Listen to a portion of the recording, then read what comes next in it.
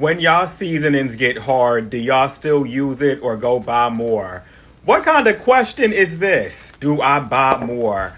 I don't buy new seasonings until the seasonings I currently have completely run out. So try to keep them away from the stove.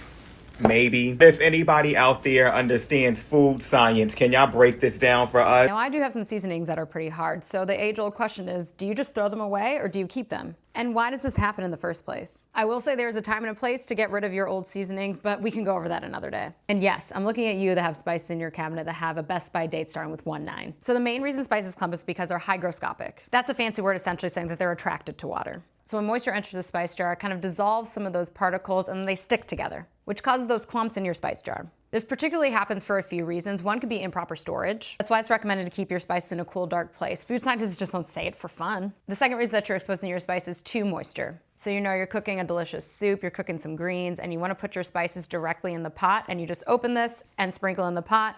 There's steam coming out of that pot. That steam, the moisture, the humidity actually can get inside the spice jar, which can cause your spices to clump even faster. I know this is hard to do because it's so easy just to shake the jar over whatever you're cooking, but try to use a spoon or something to sprinkle it in instead of put this directly over a pot. All right, now you're like, okay, but my spices are already clumped. What do I do? Now you don't immediately have to throw them away. You can hit it on the side of a counter, but be careful not to break anything. So you can use a spoon to break up some of the clumps or put this through a sieve to also break up the clumps. But if your spices have lived with you for the past decade, it's probably time to get rid of them. We'll go over that why another day.